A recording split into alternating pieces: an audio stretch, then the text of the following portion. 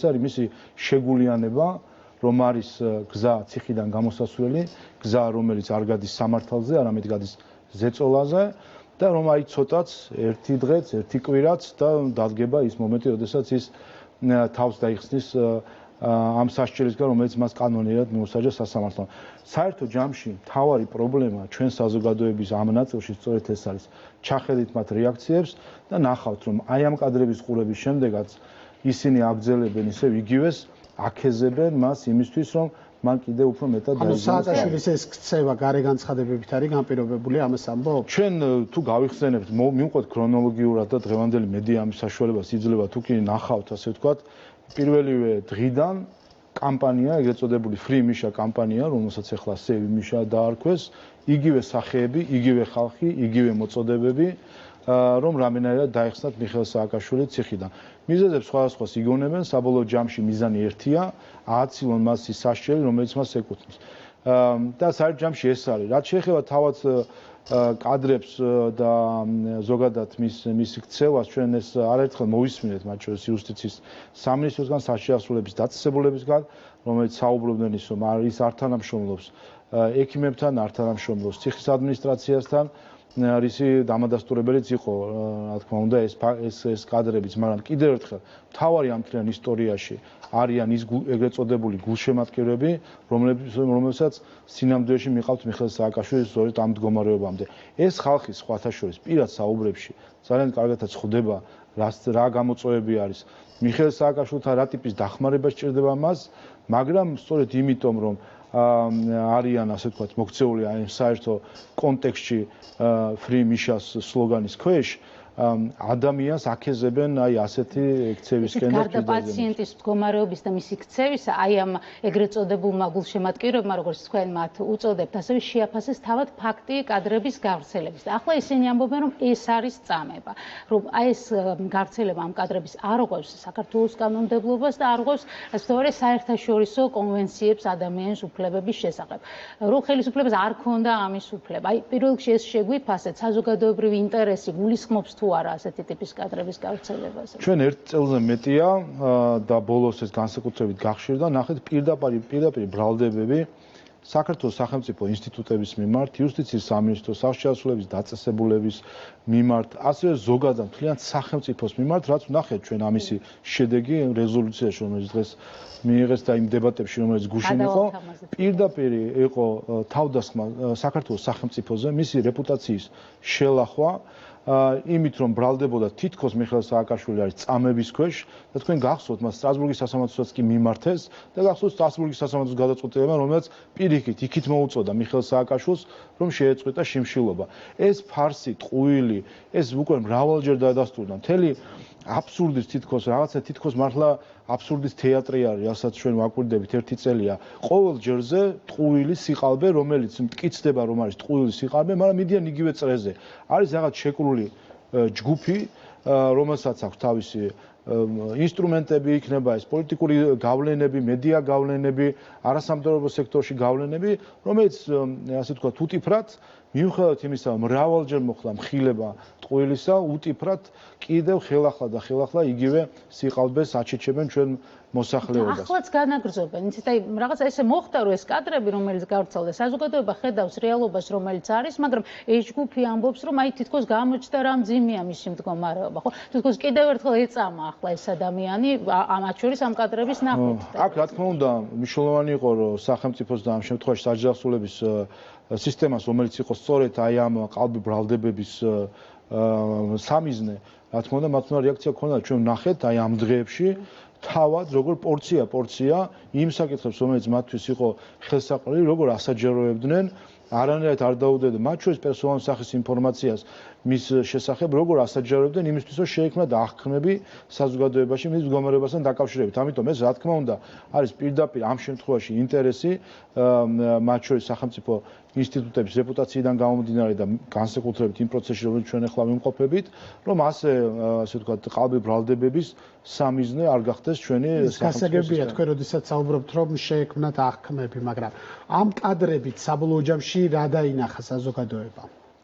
ზოგადად რაც ჩვენ რასაც ჩვენ ხედავთ, მათ შორის არის კადრები, რომელიც თუ არ ვცდები, ორი დღის წინანდელი კადრები არის და გვესმოდა მიხეილ სააკაშვილის მდგომარეობის აღწერა მისი ადვოკატებს თუ კიდევ ერთხელ ბჭყალებში მისი გულშემატკივრების მხრიდან როგორ ხდებოდა მისი აღწერა, პრინციპში არაფრით არ განსხვავდება ერთი წლის წინასაც ზუსტად იგივე ამბობდნენ, ხო, აი დღე-დღეზე, წუთი-წუთზე იყო თითქოს აღსასრული და ეს აღწერები გვესმოდა და ხედავთ უბრალოდ ეს იყო ყველაფერი ტყუილი სიყალბე, გამოდიოდა ეს ხალხი და პირდაპირ ატყუებდა საზოგადოებას, იქნება ეს ადვოკატი თუ სხვა მისი ეგრეთ წოდებული გულშემატკივარი. კიდევ ერთხელ მე აქ ოჯახის რა თქმა უნდა მთლიანად მესმის ერთადერთი მისი ნამდვილი გულშემატკივარი რა თქმა უნდა მისი ოჯახი არის, მაგრამ მთლიანად ეს დანარჩენი გუნდი იქნება მისი ეგრეთ წოდებული მეგობრები შიგნით თუ გარეთ, აი ეს ხალხია სწორედ ერთი ვინც მიიყვანა სააკაშვილი იმ მდგომარეობამდე რომ ის შემოპარული იყო კონტეინერით საქართველოში, ჩააყენა ამ მდგომარეობაში და შემდეგ იქ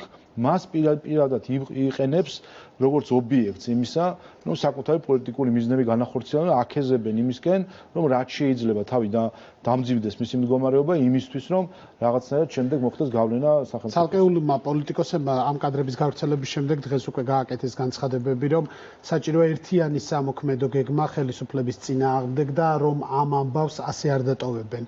რა მოლოდინი გაქვთ ამ თვალსაზრისით საინტერესო ვიხილავთ თუ არა მძაფრ პროტესტს? კიდევ ერთხელ ჩვენ ვნახეთ, გითხარით მე წეგან რეაქციები მისი ეგრეთ წოდებული მეგობრებისა და ჩვენ ვნახეთ რეაქცია საზოგადოებისა. და ეს არის საერთო ჯამში გამარჯვება ჩვენი საზოგადოების იმ კუთხით, რომ აი ეს დეზინფორმაციული კორიანტელი, რომელიც არ არის ახალი ჩვენი საზოგადოების, ბოლო 10 წელი პრინციპში 2012 წლიდან მოყოლებული სხვა მხრივ 2012-მდე ეს დეზინფორმაციის ინსტრუმენტი გამოიყენებოდა იმისთვის, რომ ინფორმაციები დაემალათ და საზოგადოებიც მიეწოდებინათ ისე მდგომარეობა, როგორც მათ სურდათ და ამან რა თქმა უნდა დაღი დაასვა საზოგადოების აღქმას მაშინდელ მდგომარეობაზე ქვეყნის და 2012 წლიდან მთელი დეზინფორმაციული და პროპაგანდისტული ინსტრუმენტი მიმართულია ისე, რომ რაც შეიძლება მეტი სიყალბე გაავრცელონ საქართველოზე, ქვეყანაზე, სახელმწიფო ინსტიტუტებზე და ამას ხედავდით, რომ დროდადრო საზოგადოებას ეს აბნევდა და ეს არის პროპაგანდის მიზანი არის საზოგადოების დაბნევა და დაბნეულ მდგომარეობაში შემდეგ ემოციების გამოყენება. მაგრამ ჩვენი საზოგადოება კიდევ ერთხელ აჩვენა, რომ ის საკმაოდ კარგად ერკვევა რა არის თეთრი, რა არის შავი, რა არის სიმართლე, რა არის სიყალბე და სწორედ ეს რეაქციები. თქვენ არელით დიდ პოლიტიკურ პროტესტს, რასაც ახლა თქვენი ოპონენტები არა, რა თქმა უნდა, ჩვენ ნახეთ რამდენიმე დღის წინ გახსოვთ, რომ ქართული ოცნების ოფისის წინ ქონდა დაანონსებული აქცია, როგორი რიხით იყო ეს დაანონსებული და ნახეთ რა იყო ამის შედეგი. ეს იყო პირდაპირ პასუხი საზოგადოების, მათ შორის თვითონ ნაციონალური მოძრაობის მომხრეების პასუხი ნაციონალური მოძრაობის მიმართ, რომ ისინი დაიღალნენ იმ არა ეს უკვე რაც ტყუილი სიყალბე სიცურეც აღარ არის, ეს არის მთლიანი ასე ვთქვათ რაღაცნაირი პოლიფონია ან გარკვეული სიმბიოზი ყველაფრის ერთად, ანუ რაც კი შეიძლება იყოს დაკავშირებული სიყალბესთან, სიცურესთან, უტიფრობასთან, აი ეს ყველაფერი ჯამში აღებული არის, რასაც წარმოადგენს დღესდღეობით ნაციონალური მოძრაობა და სწორედ ამას ყველამ უთხრა უარი, მათ შორის საკუთარ მხარდამჭერება და ამიტომაც არის, რომ საერთო ჯამში მე ხშირად ვამბობ ხოლმე კიდევაც ის პროცესი რაც მიდის ნაციონალურ მოძრაობაში ხელმძღვანელის არჩევასთან დაკავშირებით არამე მნიშვნელობა არ აქვს. თავად ეს ორგანიზაცია არის იმდენად ყალბ პრინციპებზე დაფუძნებული, რომ საერთო ჯამში უკვე მიუღებული აქვს. მათ მომავალს შევეხებით, მოდით შევაფასოთ ისიც თუ როგორ რეაგირებენ ევროპელი პოლიტიკოსები დეზინფორმაციაზე, რომელსაც ავრცელებენ თქვენი ოპონენტები. ძალიან საინტერესო პროცესი განვითარდა ევროპარლამენტში. პირველ რიგში სვენ მიქსერის ნაბიჯს გულისხმობ. გარკვეულწილად საზოგადოების ნაწილისთვის შეიძლება მოულოდნელიც კი იყო ის, რომ ესე დოკუმენტის თანამომხსენებელმა უარი თქვა ამ დოკუმენტის მხარდაჭერაზე იმის გამო, რომ იქ რაღაცები აირია, ხო ეს პირდაპირ გამოჩნდა. მოდით ეს ნაბიჯიც შევაფასოთ, აი რამდენად აჩენს გარკვეულ მოლოდინებს, რომ საბოლოო ჯამში ობიექტური სურათი დაიხატება ევროპარლამენტში და ზოგადად რა თქმა უნდა დოკუმენტის შინაარსიც უნდა ვისაუბროთ. ხო, საინტერესო შედეგი დადგა საბოლოო ჯამში ჩვენმა საზოგადოებამ და არა მხოლოდ ჩვენმა საზოგადოებამ შეძლო, ანუ ჩვენი საზოგადოება აკვირდებოდა აი ამ თლიან პროცესს. იცით რომ სვენ მიქსერი რომელიც გახდა მოხსენები ის თვეების განმავლობაში ამზადებდა ანგარიშს საქართველოზე, ნახეთ როგორ წარადგინა ეს ანგარიში და ნახეთ შემდეგ ფაქტობრივად ეგზემპლარული მაგალითი როგორ მუშაობს ლობიზმი. აი პირდაპირ შეგვიძლია ეს მთლიანად ეს საქმე ავიღოთ მოხსენება საქართველოსთან დაკავშირებით, გავარჩიოთ ის რა ხდებოდა პროცესში და პირდაპირ არის მაგალითი გაშიფრული მთლიანად როგორ მუშაობს ლობიზმი. კიდევ ერთხელ მოხსენებელი, რომელიც არის საქმეში ჩახედული, რომელიც თვეები მუშაობს რაღაც დასკვნაზე ანგარიშის საქართველოს დაკავშირებით, წარადგინა ანგარიშის პროექტი და რა ხდება? ხდება პირდაპირ თავდასხმა ამ ანგარიშზე, მისი, ასე ვთქვათ, დაგლეჯვა, ჩამატება იმ ჯგუფების მხრიდან, რომელიც პირდაპირ არიან აფილირებული მიხეილ სააკაშვილთან და დაჩეხვა არსის გაუკუღმართება მთლიანად ამ ანგარიშის და იმ დონეზე მიყვანა ამ ანგარიშის, რომ საბოლოო ჯამში თავად მოხსენებელმა უარი თქვა მხარი დაეჭირა ამ ანგარიშისთვის. აი ეს არის მაგალითი, როგორ მუშაობს ლობიზმი სამწუხაროდ და ჩვენ ვნახეთ მათ შორის იმ კონკრეტული პარლამენტარების განცხადებებს, რომელიც უკვე სახელი და გვარებით ყველა უკვე საზოგადოებამ იცისკენ ყოველ მეორე დღე ქართულ მედიაში ჩანან და ქართული პოლიტიკის ჩვეულებრივი მონაწილეები არიან და ვნახეთ მასი განცხადებები, რომელიც საბოლოო ჯამში გაჯერებული იყო სიყალბით, დეზინფორმაციით და პირდაპირ შეტევით დემოკრატიულად არჩეულ ხელისუფლებას. კი ბატონო, ეს ნამდვილად უპრეცედენტო ფაქტია, როდესაც მოხსენებელი თავად უარს ამბობს კენჭისყრაში მონაწილეობაზე, თუმცა რეზოლუცია არის ისეთი, როგორიც არის. ის ითხოვს სააკაშვილის თავისუფლებას, ბიძინა ივანიშვილის სანქცირებას. საბოლოო ჯამში ამ და იმ რეზოლუციებს, რომელიც მიღებული იქნა გულისხმობ მაგალითად ზაფხულში, რა გავლენა ექნება საქართველოზე როგორც კანდიდატის სტატუსის მომლოდინე ქვეყანაზე? ხო, საინტერესო არის ერთი რამ, რომ მთლიანად ამ პროცესში და აი ამ დაჩეხვის მიუხედავად და მათ შორის დებატებსაც დავაკვირდებით, არც ერთხელ არავინ აღარ ახსენა, რომ სააკაშვილი არის უკანონო პატიმარი, პოლიტპატიმარი და ასე შემდეგ. რატომ არის ეს მნიშვნელოვანი? თქვენ ხაზი გაუსვით ამ თემას, რომ განაჩენი არ დგას კითხვის ნიშანზე. იმიტომ რომ საბოლოო ჯამში იქ სადაც არის ფაქტები, იქ სადაც არის სამართალი და სადაც არის ფაქტები, იქ ხედავენ რომ არიან სუსტები, როდესაც მუშაობენ აღქმებს. იმიტომ რომ რთულია, როცა არის განაჩენი, რომელიც ეფუძნება სტრასბურგის სასამართლოს გადაწყვეტილებას, რომელშიც ითქვა ზუსტად იგივე, რომ სააკაშვილი ხელსაფარებდა გირგვირიანის მკვლელებს და ზუსტად იგივე თქვა ქართულმა სასამართლომ სააკაშვილი ხელსაფარებდა გირგვირიანის მკვლელებს, რთულია ამას დიდი ხნის განმავლობაში ნებისმიერი პიარული ინსტრუმენტებით და პროპაგანდისტული ინსტრუმენტებით დაფარული. განსხვავებული რაკურსით აყენებენ ისინი საკითხს. იმავე მიქსერმა თქვა, რომ არ შედის ის პოლიტიკურ და სამართლებრივ დებატებში, ის ჰუმანიტარული მოტივით ითხოვს სააკაშვილის. უკვე მეორე და პირველი, ჩვენ ხო რაღაც ვართ ერთ წელზე მეტი ამ პროცესის მონაწილე, როგორ ცდილობენ სააკაშვილის მფარველები დაიხსნან ის ციხიდან. პირველად იყო რომ ფრიმიშა, ის არის პოლიტპატიმარი, ის არის აღშენებელი საქართველოსი და ეხლა ის დააბადა პუტინის წინააღმდეგ მებრძოლი და ასე შემდეგ.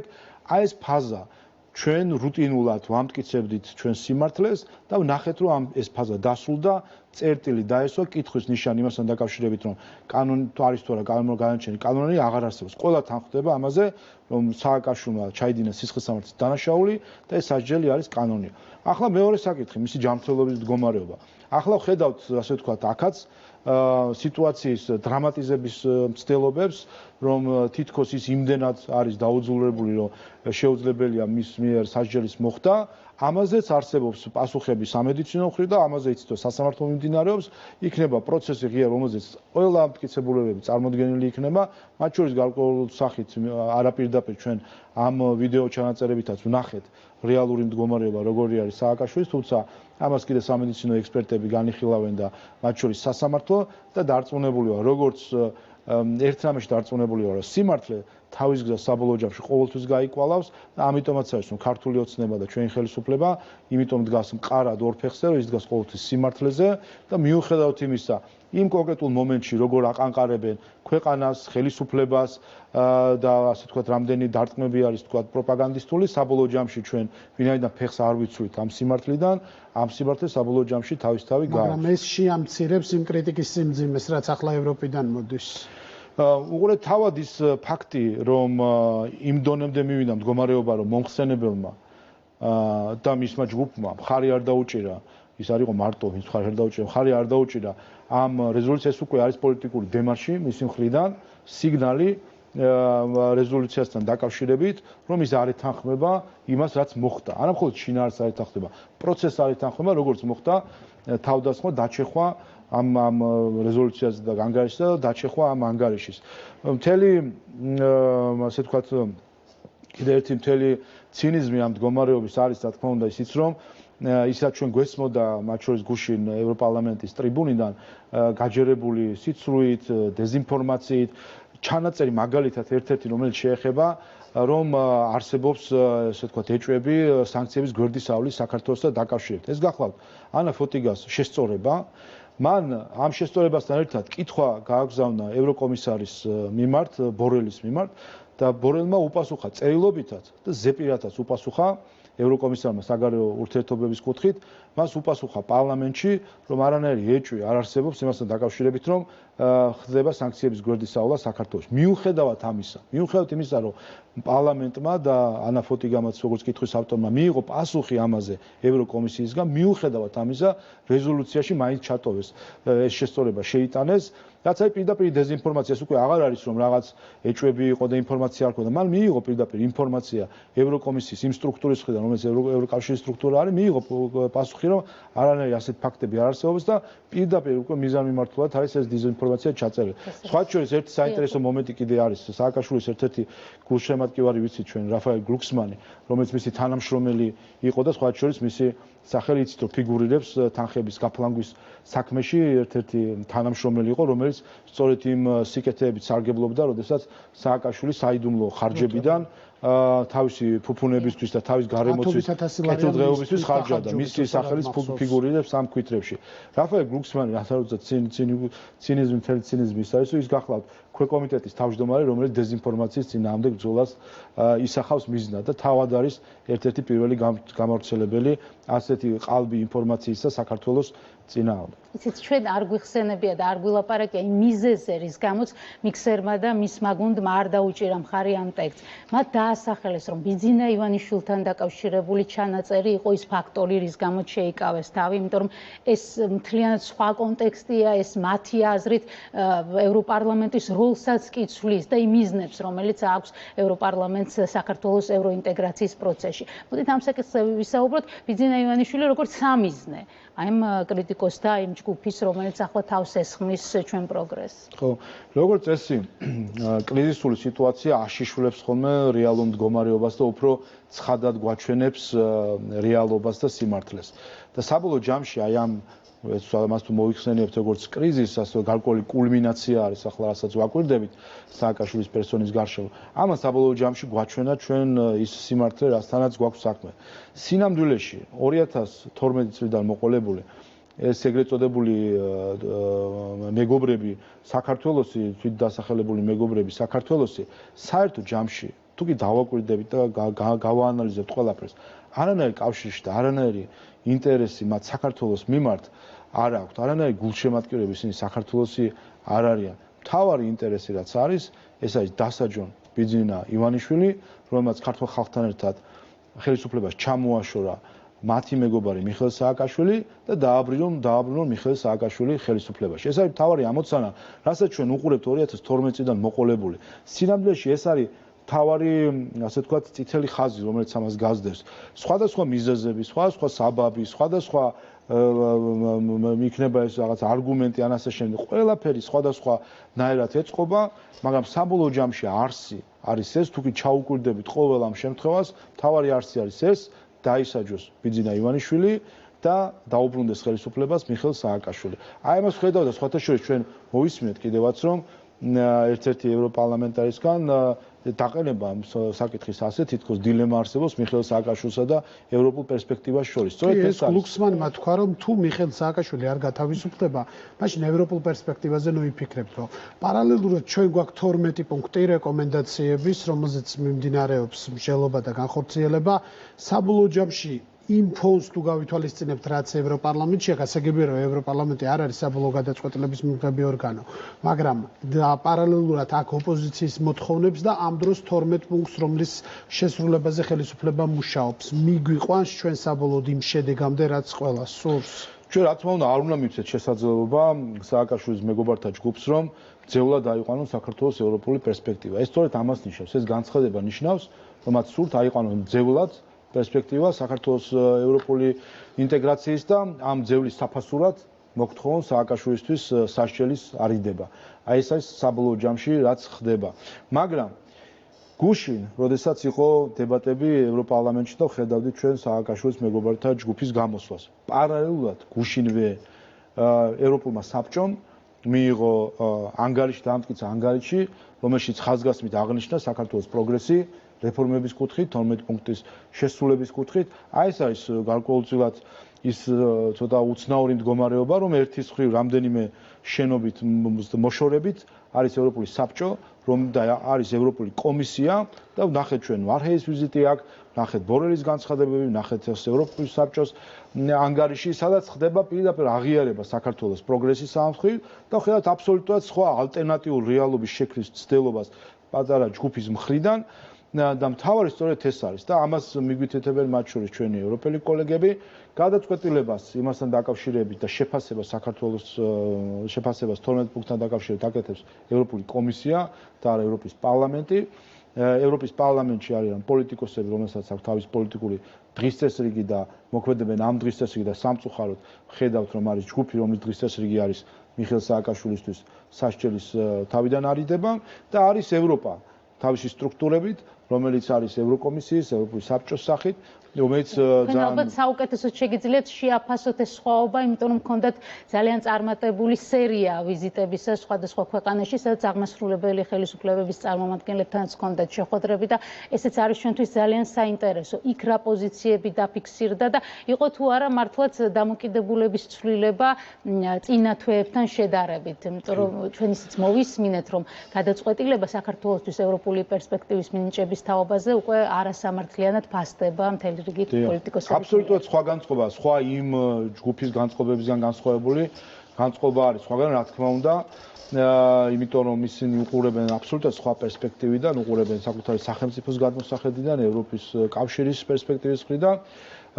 რაც შეეხება ამ ვიზიტებს, იყო ძალიან ემოციური მათ შორის, იმიტომ რომ რა თქმა უნდა ჩვენთვის მნიშვნელოვანი არის ემოციური მხარდაჭერაც, ის სიტყვები, რომელსაც ჩვენ გვისმენდით, მათ შორის სიტყვები, რომელშიც იყო პირდაპირ, ასე ვთქვათ, ღიად გამოთქმული სინანული, რომ ევროკავშირმა თავის დროზე მიიღო არასწორი გადაწყვეტილება, როდესაც საქართველოს არ მისცა წევრობის კანდიდატის სტატუსი. ჩვენ რაც ვნახეთ, მათ შორის ჩვენ ვიყავით იმ ქვეყნებში, რომლებიც როგორც წესი განიხილებოდნენ როგორც ევროსკეპტიკოსები გაფართოების კუთხით. ჩვენ ვნახეთ, რომ ეს აბსოლუტურად შეცვლილი არის, პირდაპირ არის ნათქვამი, რომ ის გამონათქვამი, რომელიც გამოიყენა გერმანიის კანცლერმა ოლაფ შოლცმა, რომ ევროპა ეს არის სივრცე ლისაბონიდან თბილისამდე, ეს არის მხოლოდ ხატოვანი გამონათქვამი, ეს არის პოლიტიკის ნაწილი, ამ შემთხვევაში გერმანიის პოლიტიკის ნაწილი და ამ პოლიტიკას მიყვება სწორედ გერმანია.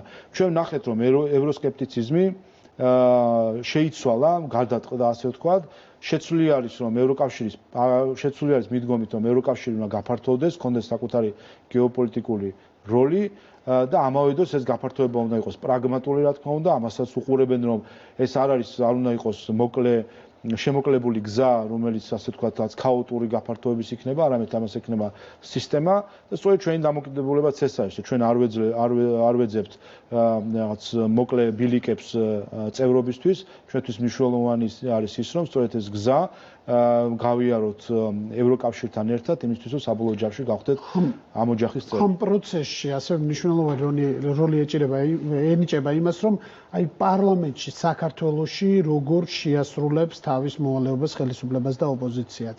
ოპოზიცია უკვე ალაპარაკდა მათი ნაწილი ყოველ შემთხვევაში იმაზე, რომ შესაძლოა ამ კადრების გავრცელების მერე, რაზეც ვსაუბრობდით, ისინი გავიდნენ პარლამენტიდან. ნუ მათი ნაწილი ყოველ შემთხვევაში. თქვენთვის ეს პრობლემა იქნება? ჩვენთვის როგორც პარტიისთვის, რომელიც წარმოადგენს საქართველოს მოსახლეობის გარკვეულ ნაწილს, ჩვენთვის ეს პრობლემა არ არის. ეს თავი პრობლემა არის იმ ამორჩევლის, რომელმაც ხმა მისცა იმ პარტიას, რომელიც თუ კი ვინმე დატოვეს პარლამენტს, იმიტომ რომ ეს იქნება მათი გაწმილება, საკუთარი ამორჩევის გაწმილება, რომ მათი ხმა არ იყოს წარმოადგენილი საქართველოს პარლამენტში. საქართველოს პარლამენტი არის კონსტიტუციური ორგანო, ის არის 2020 წელს არჩეული და 2024 წლამდე თავის ვალდებულებას შეასრულებს საქართველოს მოსახლეობის წინაშე. დღეს ჩვენ განვიხილეთ საქართველოს 2023 წლის ბიუჯეტი და გვექნება ამაზე კენჭისყრა მიმდინარე კვირას, ეს არის ჩვენი ვალდებულება, რომ ჩვენ მოსახლეობას მის საჭიროებებს უპასუხოთ. ეს არ არის როგორც ზოგიერთი პოლიტიკოსი მოიქცა თუ არ ვცდები 8 დეპუტატით ნაკლები არის ახლა პარლამენტში, როგორც ზოგიერთი პოლიტიკოსი მოიქცა, რომელმაც მანდატი პირდაპირ მიუგდო საკუთარ ამომრჩეველს და შეურაცხყოფა მიაყენა ამის საბოლოო ჯამში, როდესაც პასუხისმგებლობა ასე პირდაპირ მოიცინა, თითქოს ეს რამე იყოს, რომელიც მას არის გვარიშვილობით ერგო.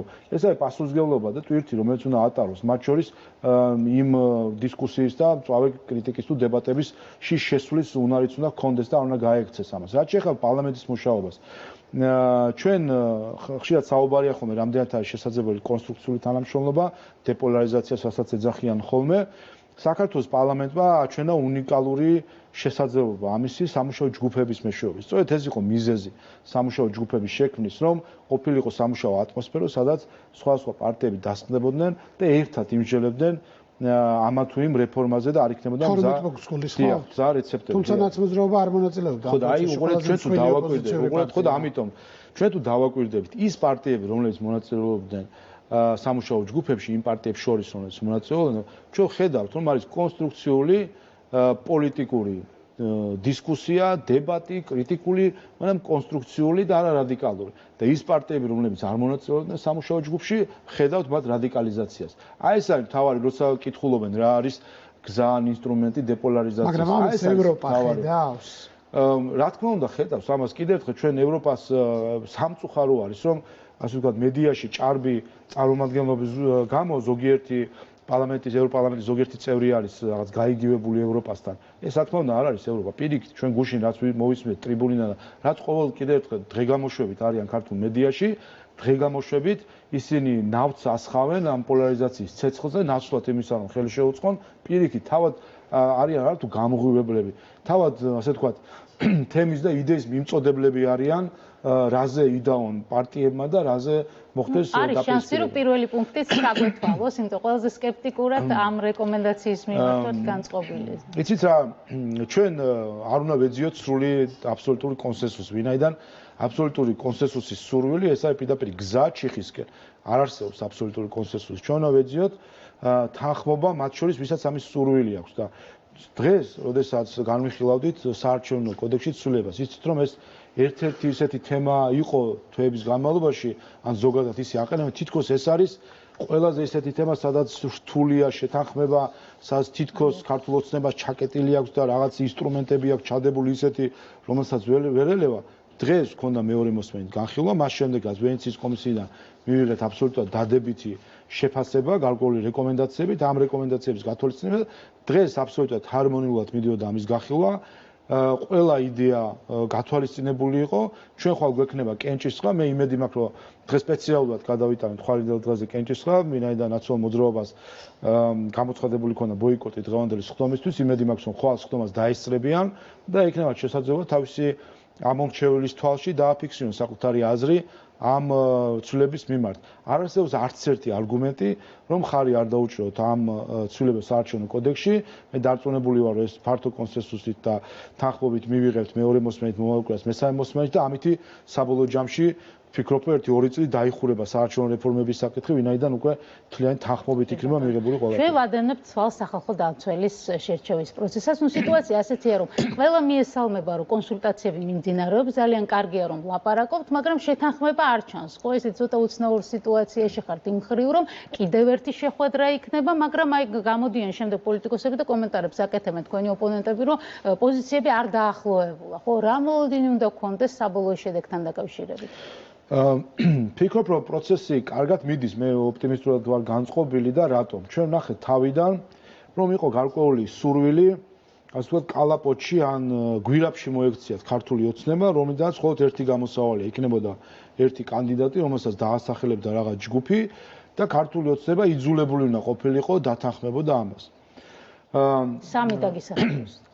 ხო, და ჩვენ ერთი რამე უნდა ვიცოდეთ, რომ ვერც ერთი პოლიტიკური ჯგუფი პარლამენტში ცალკე ვერ აიჩევს სახალხო დამცველს. ამავე დროს ქართული ოცნება არის ერთადერთი პოლიტიკური ჯგუფი, რომლის გარეშეც ყველა ერთად რო შეიკრიბოს, მაინც ვერ აიჩევს სახალხო დამცველს. რომელსაც არ ყავს თავისი კანდიდატი. დიახ, ქართულ ოცნებას აქვს ამ ხრივ გადამწყვეტი სიტყვა, ერთის ხრივ და ქართული ოცნება არის ის პოლიტიკური ძალა, რომელიც წარმოადგენს ამ ქვეყნის მოსახლეობის უმრავლესობას. ესეც არავინ არ უნდა დაივიწყოს. ჩვენ როცა ვსაუბრობთ საქართველოს სახალხო დამცველზე, ის უნდა იყოს საქართველოს მოსახლეობის უმრავლესობისთვის მისაღები სახალხო დამცველი. მე მგონი ეს აქსიომაა. ნუ ჩვენ გვახსოვს ლომჯარიას მიმართ ბრალდებები, მაგრამ ახლა საინტერესოა იმ კანდიდატებიდან, რომლებიც უკვე შერჩეულია და რომლებმაც შეიძლება ითქვას ბევრი ეტაპი გაიარეს. შეიძლება ვივარაუდოთ, რომ ერთი მათგანი გახდება სახალხო დამცველი, თუ შესაძლოა ეს პროცესი კიდევ თავიდან დაიწყოს და ახალ წრეზე წავიდეთ. ჩვენ ნახეთ, რომ რამდენიმე კანდიდატზე შევიწროდა, ასე ვთქვათ, არჩევანი და სწორი გზა აირჩიეს ფრაქციებმა, რომ ასე ვთქვათ, დაიწყოს გამორიცხვის მეთოდით და ნელ-ნელა მიდიან, ასე ვთქვათ, ძაბრის მეთოდით საბოლოო ჯამში ალბათ ერთ კანდიდატამდე, მაგრამ მე თავარი ოპტიმისტური, რატო ვარ მე ოპტიმისტური გაწყობა, რატომ აქვს, მე ვხედავ, რომ არის ამის გაცნობიერება, რომ ეს გეგმა, რომ დავასახელებთ და თავიდან სამწუხაროდ ძალიან ცუდი როლი ითამაშეს NGO-ების ნაწილმა, რომლებმაც პირდაპირ ძალიან გაუმჭვირვალე, ჩაკეტილ კარს მიღმა პროცესით, ასე ვთქვათ, დაასახელეს ვიღაც კანდიდატები, შერჩევაც კი არ იყო, არც კრიტერიუმი მიცით, არც გასაუბრება იყო თუ არ იყო, დაასახელეს და გარკვეულწილად ოპოზიციური პარტიებიც დღემდე მათ შორის არიან რაღაც ამ გავლენის ქვეშ, რომ მიძულებული არიან თითქოს დაეთანხმონ მათ კანდიდატებს. მაგრამ მე ვფიქრობ, რომ გაცნობიერება იმის, რომ მათ უნდა იფიქრონ დამოუკიდებლად პარტიებმა, დღეს არის მაღალი და აქედან გამომდინარე შევეცდებით, რომ მოვძებნოთ საერთო მისაღები კანდიდატი. კიდევ ერთხელ ქართულმა ასეთი არსებობს თქვენთვის. ხო, შეიძლება ხატია დეკანოიძეს ხონდა საერთო საინტერესო კომენტარი, რომ ამ კონსულტაციების დროს ვერ მივხვდიო, რომელია მათი ფავორიტი. მოგე რატო, ვიცით რატო? იმიტომ ჩვენ ერთგული ვართ იმ პრინციპის, რომელიც თავიდანვე ვთქვით. ჩვენ თავიდან პრინციპი იყო, რომ მოდით დაასახელეთ თქვენ და თქმა უნდა აქ იგულისხმება დაასახელეთ ისეთი, რომელზეც ფიქრობთ, რომ ჩვენ დავუჭერთ ხარს. იფიქრეთ ისე რომელი კანდიდატი უნდა დაასახელოს და ჩვენ დავუჭერთ ხარი. აი ეს არის თავარი გზა კონსენსუსისკენ, რომ უმცირესობამ იფიქროს, რომელი არის კანდიდატი, რომელიც მათთვის არის მისაღები და ჩვენთვისაც იქნება მისაღები. თქვენ არავის არ ლობირებთ ახლა ამ სიტყვას. არა, ჩვენ აი ნახეთ, რომ მთლიანად ამ პროცესის განმავლობაში არ ყოფილა მომენტი, როდესაც ჩვენ რაიმენარად ჩვენ კანდიდატს ვასახელებდით ან ასე შემდეგ. პირიქით, ჩვენ გვინდა მივიყვანოთ ოპოზიცია იქამდე, რომ მათ თავად იფიქრონ და მოიფიქრონ ისეთი კანდიდატი, რომელიც მათთვის, რა თქმა უნდა, მისაღები იქნება, ის მათ უნდა დაასახელოს, მათთვის მისაღები იქნება, მაგრამ ამავე დროს ისინი დაფიქრდებიან ჩვენი პერსპექტივით. მაგრამ ჩვენი პერსპექტივით რო დაფიქრდნენ, როგორი კანდიდატი მოსწონს ოცნებას, მაშინ ეს ჩვენ თქვით ეს რა არის ჩვენთვის კრიტერიუმები, ნუ გარდა იმისა, რა თქმა უნდა, გამოცდილება, პროფესიონალიზმი, განათლება, ასე შემდეგ ეს თავისთავად, ჩვენ ამავე დროს თქვით, რაც არის ჩვენი ერთ-ერთი თავი განსაზღვრული კრიტერიუმი, ეს არ უნდა იყოს ადამიანი, რომელიც იქნება პოლიტიკურ ბარიკადებზე. აი ძალიან ისე ზოგადად რო თქვა, ადამიანი, რომელისთვის ამოცანა იქნება პოლიტიკოსობა და არა ადამიანის და ხალხის მაგრამ უნდა იყოს თუ არა ის კრიტიკული ხელისუფლების მიმართ, რადგან თავარი ბრალდებები ზუსტად იმას უკავშირდება, რომ ოცნებას არ სურს კრიტიკული სახალხო დამცველი. თავისთავად უნდა იყოს კი არა, ვინც არ უნდა ავირჩიოთ ამ თანამდებობაზე დარწმუნებული უნდა იყოს, რომ ეს ადამიანი აუცილებლად იქნება კრიტიკული. სულ რომ ქართული ოცნების წევრი ავირჩიოთ ამ თანამდებობაზე, ის გახდება მალე კრიტიკული და რატომ? ადამიანი უნდა იყოს გულქვა, რომ სახალხო დამცველი იყო და არ გაგიჩნდეს ემპათია ადამიანებისმაც, ვინაც სახალხო დამცველთან მიდის ადამიანი, რომელიც ფიქრობს, რომ მას არასწორად მოიქცნენ, დაჩაგრეს, რაღაც უჭირს და ასე შემდეგ. წარმოგიდგენიათ ადამიანი, რომელიც აი ამ ყველაფერს ისმენს, ჯერ მარტო ჩვენთან პარლამენტში რამდენი განცხადება შეუძლიათ მოქალაქეებს და რამდენი შედის სახალხო დამცველთან. ამ ყველაფერს რო ისმენს და ადამიანი და არ იყოს კრიტიკული, ან ეს ადამიანი მაშინ გულქვა უნდა იყოს. ასეთვე ემპათია გაუჩნდა სააკაშვილის მიმართ ლომჯარიას. არა, ეს არ არის პრობლემა, რომ მათ შორის სააკაშვილის მიმართ ხო ჩვენ თავარი კრიტიკის არსი იყო ის, რომ არ უნდა იყოს კონცენტრირება ერთ ობიექტზე, რომელიც არის პოლიტიკური ნიშნით შერჩეული დაცვის ობიექტი და არა იმიტომ, რომ ზოგადად როგორც ადამიანის და პარტიის მიმართ აქვს განსაკუთრებული დამოკიდებულება და მისი გულშემატკივარი. წლის ბოლოს განვლილ პოლიტიკურ პროცესზე მნიშვნელოვანი არის ალბათ ვისაუბროთ რას ველოდებით მომავალ წელს და იმის გათვალისწინებთ რაც ახლა ხდება. ზოგადად პოლიტიკურ სპექტრში და განსაკუთრებით მთავარ ოპონენტ ნაციონალურ მოძრაობაში აი ამ პარტიაში ჩვენ ნაწილობრივ შევეხეთ იქ რა რთული და არეული სიტუაციაც არის, მაგრამ საერთო ჯამში საით მიდის ეს რადიკალური ძალა, იქნება თუ არა კიდევ უფრო მწვავე, იქნება თუ არა კვლავ მცდელობა რომ ქუჩის პოლიტიკისკენ წაიყვანოს პროცესი თუ თქვენ ელით გარკვეულ კონსტრუქციულ ნაბიჯებს შეიძლება იმ მომავალ წლის მოლოდინზეც ვილაპარაკოთ. კიდევ ერთხელ ჩვენ მე მგონი თავარი მიღწევა ჩვენ საზოგადოებას რაც აქვს, რომ მან საბოლოო ჯამში გასცა პასუხი რადიკალიზმს და საბოლოოდ უთხრა უარი რადიკალიზმს. მე მგონი ეს აი მიმდინარე წლის რაიმე შემაჯამებლად თუ შეიძლება ითქვას ჩვენი საზოგადოება საზოგადოების მიღწევა რა არის ერთ-ერთი ეს რომ რადიკალიზმისთვის უარის თქმა. ამიტომ ფიქრობ რომ იმდენად მნიშვნელოვანი არ არის რას იზავენ რადიკალები, რამდენადაც მნიშვნელოვანი არის რა რეაქცია აქვს ამაზე საზოგადოებას. ჩვენ იყო პერიოდები, როდესაც საზოგადოება გარკვეულ ასე ვთქვათ პროპაგანდისტულ ემოციურ გზავნილებს შეიძლება აყოლოდა და ჰქონოდა ამაზე ემოციური რეაქცია, მაგრამ ფიქრობ რომ ესეც ძალიან კარგად ისწავლა ჩვენმა საზოგადოებამ რომ გაარჩიოს ერთმანეთისგან რა არის აღქმა და რა არის რეალობა და ფიქრობ ამ მხრივ თავარი რაც იქნება რომ რადიკალები მე ვფიქრობ 2023 წელს ის რადიკალური ჯგუფები რომლებიც ჩვენ ჯერ კიდე გვყავს საბოლოო ჯამში იძულებული იქნებიან დათმონ საკუთარი რადიკალიზმი და დაუბრუნდნენ ნორმალურ დემოკრატიულ კალაპოტს საქმიანობას. მოდით ამ ოპტიმისტური პროგნოზის ფონზე ნაგებშვიდობებით ნახოთ რამდენად დათმობენ რადიკალები რადიკალიზმს. დიდი მადლობა ინტერვიუსთვის. შალვა პაპუაშვილი იყო ჩვენი სტუმარი, წარმატებას გისურვებთ, კარგად გრძანდებოდეთ. ახლა რეკლამის რო გვაქვს გადაცემა. რამდენიმე წუთში გოგა ხაინდრავასთან ერთად ბრუნდებით.